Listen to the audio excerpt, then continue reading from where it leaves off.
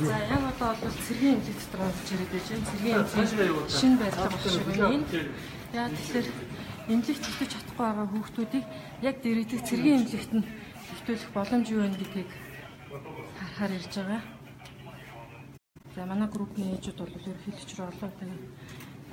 Та сая эмнэлгийн дарагтаа уулзч чаад ер нь хэр бодиттой байдлаа ярьж байгаа юм шиг санагдав. За яг нөгөө менежментийн ховчлолоор Баянзүрхийн дүүргийг авцсан юм байна л да. Тэгээд яг энэ яг хажууд нь энэ цэргийн хоспитал гэж нэрлэдэг энэ эмнэлэг байгаа юм. Зүгээр энийг зүгээр сонсоход орнууд нэг сул байгаад байдаг. Тэгэхээр боломж байна гэдэг. Энэ боломжийг ашиглаж болдгоо юм бол гэж л энд ирлээ л да. Ордны хажуудал бас нэг тийм хуулийнхны тусгай эмнэлэг байдаг шүү дээ. Тэрийг бас хүүхдийн зорилтоор ашиглаж болох. Хүндэрдэг 1 сар, 2 сар, 12 сар, 1 сар, 2 сар, 3 сарыг энэ хүнд үеидүүд бол маневр хийгээд ингээд орны хөдөлгөөнүүд хийгээд их боломжтой харагдав. За энэ бол цэргийн госпиталийн шинэ эмнэлэг нь байгаа.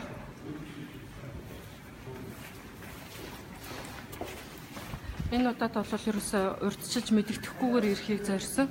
Иргэдээс маш их мессеж ирсэн учраас мэддэхгүй байж байгаа л ирж байгаа. Уг нь амхандаа л мэддэхгүй байж байгаад ирсэн.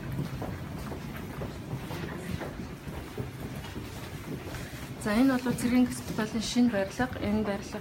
Энэ эмнэлэгт бол орны тоо харьцангуй сул байдаг. Хүүхдүүдийг яг энэ томоогийн дэгдэлтийн эд үед нь хэвтүүлэх боломж хэрэг байна гэдгийг яг зүгээр орон сул байна уу үгүй байна уу гэдгийг харахаар ирээд байгаа. За манай группийн ээжүүд бол өнгөрсөн хэдэн жилд бол ерөнхийлөгчрөөс хангалттай мессеж өгсөн. Утаагаа арилгаж өгөө, цоонч байдал зарлаж өгөөч. Дээрээс нь хүүхдийн хэмнэлгүй асуудлыг анхаарч өгөөч гэдэг. Тэгээд энэ дагуу ингээд ирээд үзээд явж байна.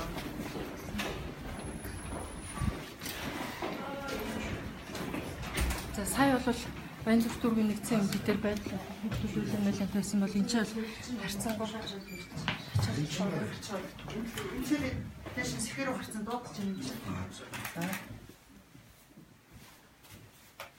Идэх юм чи арга.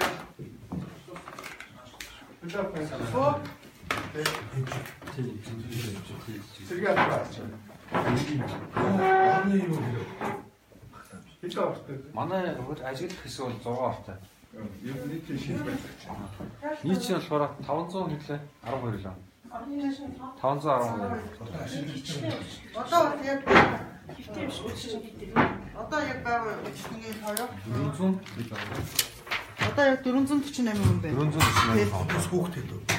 Хүүхэд нь одоо 53 хүүхэдтэй. 53 хүүхэд. Суулаар одоо яг дүүрсэн байхгүй байгаа юм. Уг нь хүүхдийн тасаг чинь 50 ортой. Одоо яг хөвтсөн байгаа 53 хүүхэд. Одоо ачаал ихтэй тэгээ зогсоолаа. Одоо нөгөө Баянзүрхийн дүүрэг дээр аюул гомдол гараад байна. Тэгэхээр сая тэр Баянзүрхийн хүүхдийн эмнэлэг дээр очлоо л доо. Тэгээд ачаал их байна. Ачаал их байгаа юм чинь танах хэрвээ ачаал багтаа бол нэг 1 сар, 2 сар, 3 сар гээд ханиад гайгүй болтол тийм маневр хийх тийм боломж байдаг юм уу гэж ирж байна. Уусаа Баянзүрх дүүргийн энэ чинь 4-5 ороо манах үздэг шүү дээ.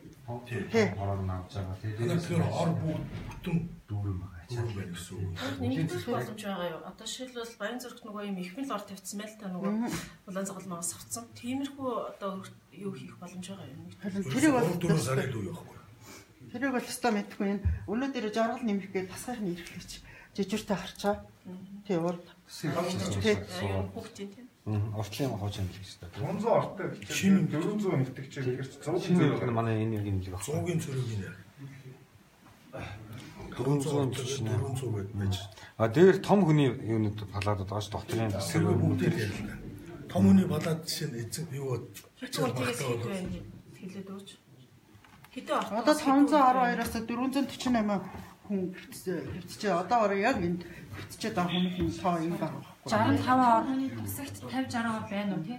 Одоо бол сул орнууд байгаа юм. Тасгууд байна. Тийм байна. Одоо жишээлбэл энэ 40 ортой ихэд энэ мэдрэлийн тасаг бол 29 үнэтэй байна. Тэгэхээр ч одоо 30 тий. 20 сул орн дээр хүндэрдэг хэдэн сар дээр хүүхдүүд аваад ээж болж гэнэ үү гэх юм. Тэр асуудлыг нөгөө нэг бид нэр яг нэг эмчилгээ ирсэн. Манай наран цолтой. Цэргийн төвийн авхааны асуудал гэсэн үг шүү дээ. Цэргийн төвийн үйл ажиллагаа Хэвээ явагдаж байна. Бидний энэ эцэг эхчүүдээс маш гомдол ирээд байгаа. Ерөөсөө энэ баян зүрх сонгоо хайрхаа яармаг ажны хан уул дүүрэг тийм ээ. Тэгээд эхний алхас дээр энэ ханиадны өвчлөл асар их өндөр байна. Энэ үед дээр нэг анхаарал аваач. Тэгээд бидээс баян зүрхийн одоо хүүхдийн имлэг дээр ирлээ. Тэгээд яг танаад хажууд нь ачаал их баг байдаг. Ер нь нэг жоохон маневр хийгээд нэг энийг хэдхэн сард ингэж зохицуулт хийж болдгоо юм байна. Манай хүүхдэд 52 ортой. Тэгээд хүүхдийн дасаг явуулж байна. Одоо чинь сая бол баян зүрхийн имлэг бол дотрын дасгаар томчуулга дасгийг хүүхдэд болгоцсон байна. Жишээ. Тэгэхээр энэ танаа дээр бол нэг 60-70 одоо ор суулгаад байгаа шүү. Энийг яг ачаалттай үед хөдөлгөөнд оруулж болдгоо юм гэсэн. Хүүхдийг бол. Яг энэ бол боломжтой юм. Дайны үед болж байгаа мэтэр арга хэмжээ аваад өгөөч л гэж. Эний шийдвэрийг хэн гаргав? Батлан болох юм. Батлан болох юм ч одоо ерөнхийлөгчийн харьяанд байдаг. Шийдвэр гаргалаа шин. Тэгэхээр та нар энэ асуудлуудаа ингээд урд маны урлаад хүүхдүүдэд нэмж авах асуудал дээр хүлээн авалт хүүхдийн дасгийг л ачаалаа нэмчих гэсэн үг. Нэг юм асуудал байна. Эдгээр 50-аар хүүхдээ ор гаргасан ч гэсэн цэргийн аль багчдаа хүүхдүүдийг аваад.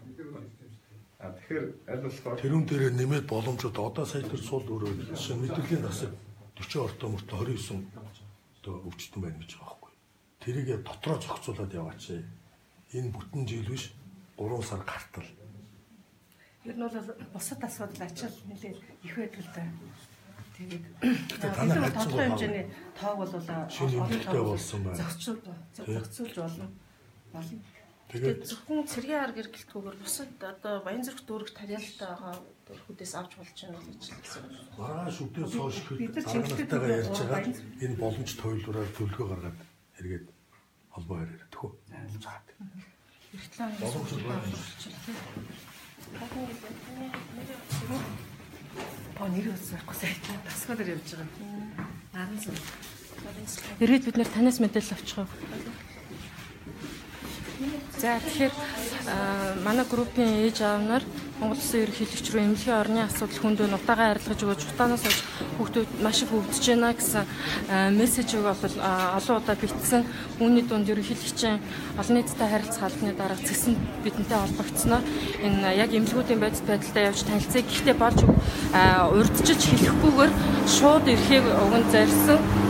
Тэгээд тэгтэл ерөнхийдөө коридорт ор байхгүйгээр коридорт хүн хэвтүүлэхгүйгээр хүмүүсийг буцаахгүйгээр байдаг гэвэл хурлаа ямар ч гэсэн нэг эмчнэр нь бол иймэрхүү мэдээлэл өгдөг юм. Яг эмнэлгийн дарга нар бол бодит асуудлаа яг сайн ярьдаггүй юм байна. Яг тулгамдаад ирэхэд за дараагийн нэг эмнэлэг рүү явна гэсэн бид нар удахгүй дахиад лайв хийн дахиад үзээрэй.